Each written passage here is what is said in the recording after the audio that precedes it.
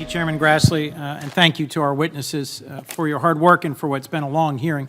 I want to begin by thanking you, Inspector General Horowitz, and your staff, the Director of the FBI, Mr. Wray, and the thousands of agents and DOJ professionals who are doing difficult, sometimes even dangerous jobs to investigate and prosecute crimes all over the country. The IG and FBI have demonstrated something very important today through this process and through this report, which is that our country's most senior leaders, our most senior law enforcement leaders, are subject to scrutiny for their conduct. It bears repeating that for this review, senior IG staff conducted over 100 interviews and reviewed over 1.2 million documents, including interviews with a former president, former attorney general, former FBI director.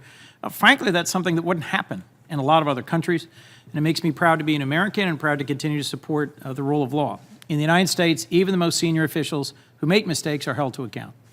In its review, the IG's office found former FBI director made serious errors in judgment in deviating from policies and releasing information about the Clinton investigation just before the 2016 election.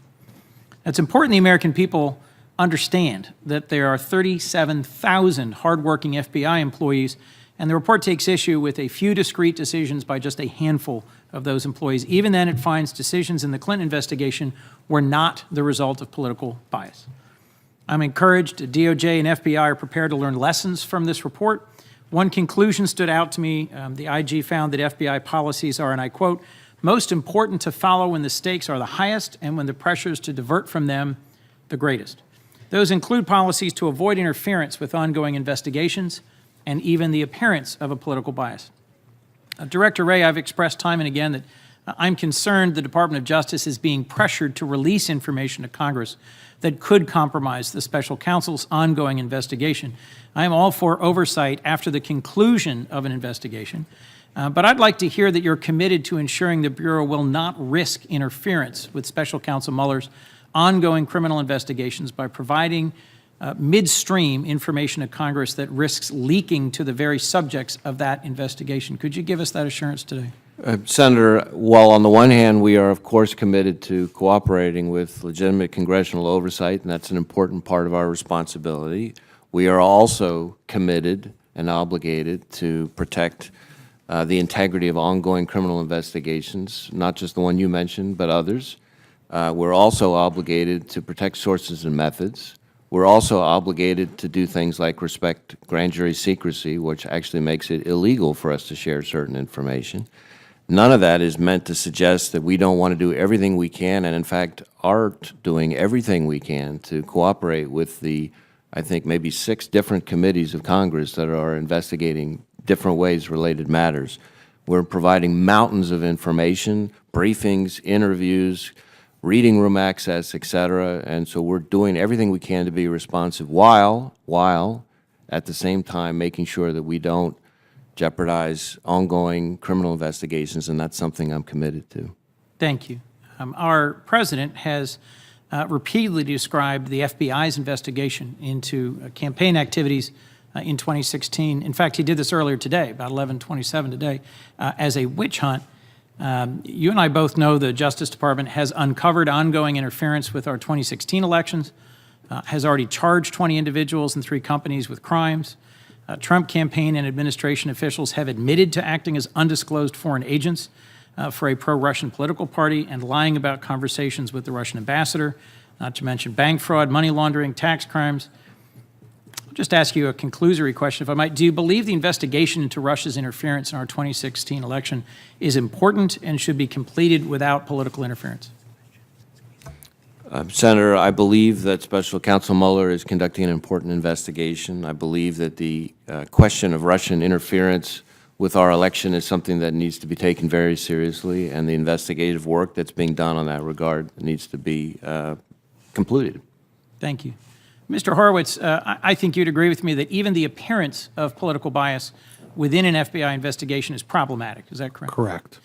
So that's why your investigation found fault in an exchange of text messages that you identified that demonstrated some political bias. Is that right? Correct. So let me just point out, as I did, that our president routinely tweets about ongoing investigations in a way that criticizes them, critiques them, in an attempt to undermine them, In my view, these remarks are also inappropriate efforts to politicize an ongoing federal investigation. Director Wray, the president's former campaign manager, Paul Manafort, is now in jail. He's been charged with 25 felonies, laundering tens of millions of dollars, committing tax fraud, encouraging witnesses to lie. President Trump has called this very unfair. Should the American people have faith that the Manafort investigation is being handled fairly? Senator, I'm not going to speak for the special counsel's office. What I would say is that I expect all of our employees to conduct themselves professionally and fairly. Does the FBI take the political opinions of FBI agents into account when choosing how to staff an investigation? Have political beliefs ever influenced either your work at the FBI or which agents are chosen for a particular investigation? I don't use political litmus tests as a basis for choosing who works on investigations. I do think it is extremely important that all of our agents understand not just the importance of objectivity, but the appearance of objectivity. And to me, that means that we need to be focused on making sure that we're following our rules, following our processes, following what the Inspector General refers to as long-established norms. The safe place for us is in process and making sure that we follow the process, and that we do that independently and objectively. No matter who likes the result, we'll be okay. But the important thing is to make sure that our process is bulletproof. I couldn't agree more. Mr. Horowitz, President Trump has claimed FBI officials are biased against him and in favor of former Secretary Hillary Clinton. Let me just make sure I've understood this right. In your investigation, did you find the FBI took any investigative step based on political bias against the current president? No. The one area where we were concerned about bias was in the October time period, and the weighing of Agent Strzok between focusing on the Russia investigation versus focusing on the Wiener laptop, and our concern about his decision given the text messages. But did you conclude that we should have concern about either the initiation or the ongoing conduct of the special counsel's investigation based on those texts? We didn't look at the special counsel investigation as part of this review. Last question to you, Mr. Horowitz. This report seems to vindicate the wisdom of many long-established DOJ policies and practices, the chain of command, the need to strictly comply with recusal. The department policies are in place for a reason, and it was wrong to deviate from them, and it would be wrong to deviate now. Do you agree that ad hoc deviations from established policies and procedures should be avoided? I do, and I think that's partly one of the most important takeaways of this report. Well, I appreciate the hard work you've both done and are continuing to do, and the confidence you are working to restore in the American people that these well-established, long-observed policies and procedures will be followed going forward. Today's hearing is a good reminder of why federal law enforcement and respect for the rule of law in the United States have been and should be the envy of the free world.